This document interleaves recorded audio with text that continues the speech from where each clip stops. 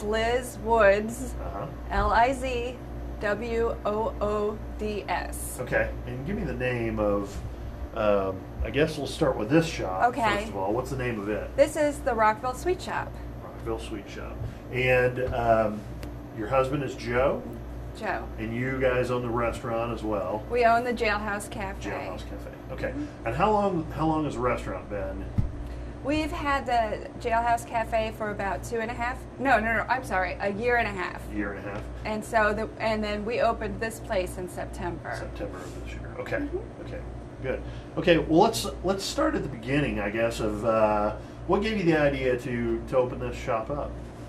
We, after opening the Jailhouse Cafe, noticed that there were a lot of tourists in Rockville around the summertime that didn't have anywhere to go, or they wanted to buy souvenirs. So we thought, well, we'll give them a place to buy souvenirs. Yeah.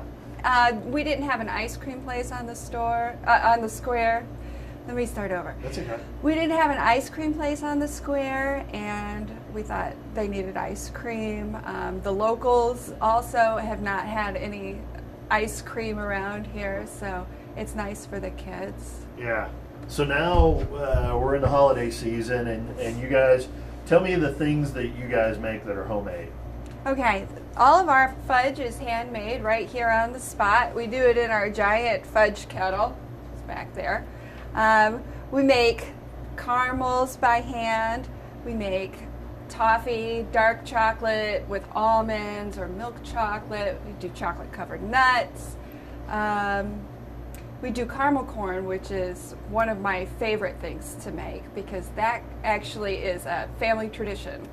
And talk a little bit about that. You use a recipe that's from your family. Can you tell us? Right, we have a top secret Cracker Jack recipe in my family because my great grandparents traveled around and made popcorn and Cracker Jack for fairs, and they used to call it Max Cracker Jack. And then my great grandparents did it, my grandparents did it, and so I'm the one who finally got the recipe out of my grandmother, and it reads like, watch for blue smoke to appear and stir it real good till your spoon touches the bottom of the It's really crazy, but yeah, I've got that recipe, and that's what we make here.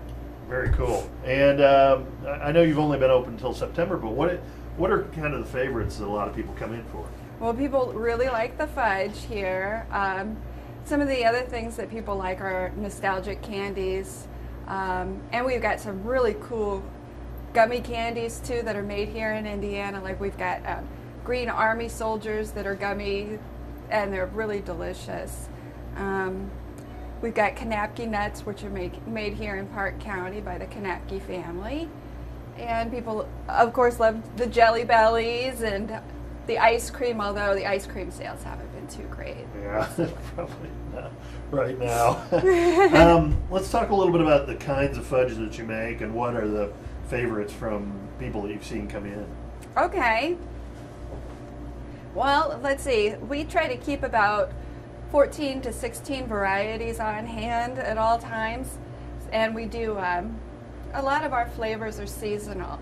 Like we just retired pumpkin and pumpkin praline, and now instead we're doing a peppermint bark fudge, and this is actually, we call it reindeer tracks. It's got cranberries and pistachios and white chocolate in it, so it's real Christmassy and looks really nice on a Christmas platter. Yeah. And you know, holiday colors. I think that everybody's favorite is probably this vanilla chewy praline. It's got a layer of chewy praline in the middle, really thick caramel and hearty vanilla flavor. Sure. I think fudge has kind of evolved over the past 10 years or so to incorporate a lot of great flavors. It's not just chocolate walnut anymore. Yeah. And then you mentioned the caramel corn being one of the things that's your favorite. Why is that? Just because of the family recipe and that kind of thing? our caramel corn is completely addictive. It's sweet and salty, and it's got a deep, rich caramel flavor, and there's also a lightness, and it just pops in your mouth. Caramel corn is the best. This is my great-grandparents' copper kettle. They used to use it to make caramel corn at fairs. So it's from about 1890, and it's been in constant use by my family, except lately because I'm not allowed to use this right now. They used to use it over an open flame, basically, and they don't let us do that anymore. Yeah. So right now I just have it for kind of decorative purposes, but So, one day I'll use it. so how many batches do you think have been cooked in that? Oh gosh, thousands probably. They used to sell it for 25 cents a bag, and then my dad says he remembers when his grandma wanted to raise it to 40 cents a bag, and she was afraid that nobody would buy it. Now we sell it for $4.50 a bag. That's funny. Good. And when did you say they started, you think? I think they Roughly? started in the 1880s or 1890s. Wow. Yeah, so it kind of went, they were in eastern Indiana, it went right along with the beginning of caramel corn, really. Yeah. Just with the fairs. They were one of the first. They Wow. called it Max Cracker Jack. And yeah, because the caramel corn grew out of eastern Indiana, Ohio. And Indiana is the world's largest popcorn producer, so Yeah. we obviously use Indiana popcorn. And I noticed that you were talking about some of the things that you guys have here, and even though you don't make them, you have a lot of Indiana places that do. I mean, is that important to you to do that? That's very important to me. At the candy store and at the cafe, we like to go as local as we can. Like at the cafe, we use coffee that's roasted here, well, in Greencastle. Yeah. So our gummies are made in Maryville, Indiana. The popcorn is produced in Monon, Indiana, that we use. Let's see, what else? And then we make a lot of stuff. And then we also sell nuts that are roasted here by the Kanapke family. They've been a covered bridge tradition here for a while. And there's something else. Oh yeah, we sell local maple syrup too. Oh, okay. Okay. So, what do you get out of all this? What do you get out of coming in here and doing this every day? Pre-diabetes.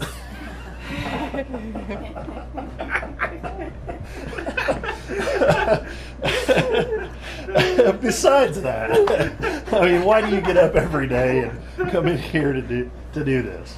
Well, I really like to be able to offer something new to the community, something that's fun, just a nice place to go and have a little bit of experience, some nostalgia, and of course I want everybody to enjoy good sweets.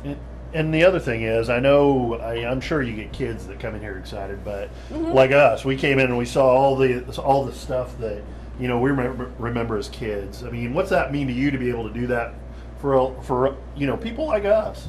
That's right. I mean, I have people of all ages come in here and say they haven't seen it in a year. Yeah. And they'll tell me, like with the ribbon candy, some older ladies, really older ladies were telling me that their mothers used to have the ribbon candy out on their coffee tables, and it would be the same ribbon candy every year.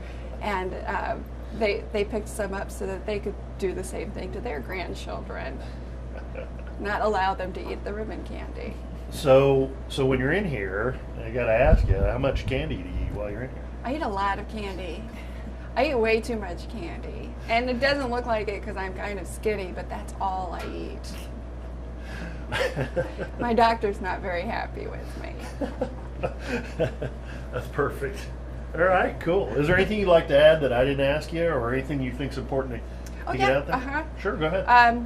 We are having a store-wide sale Saturday, December 21st, so it's right in time for Christmas. People can get their stocking stuffers. We've got gift baskets that are just gorgeous with handmade goods in them. It's 20% off store-wide. and that's going to be 10 a.m. to 5 p.m. on Saturday, the 21st. Cool. Awesome. All right. Yeah. Those, we carry a wide variety of soda pop. We actually get it from a distributor in Homer, Illinois, where they collect just regional pops from all over the country, fun flavors. We've got one that's a Harry Potter butter beer right now that's really popular. We also do gross sodas like dog drool, kitty piddle, monster mucus, and people like those too. Fun stuff. Ale 8 is a regional favorite in Kentucky. I don't know. And a lot of the ones that are older ones growing up as a kid, like we noticed the Triple X root beer. Triple X and Dog Dog and and Sons. Yeah. Yeah. Next door, we have a lot more. Yeah. We've got a butterscotch root beer that's very popular. It's really good.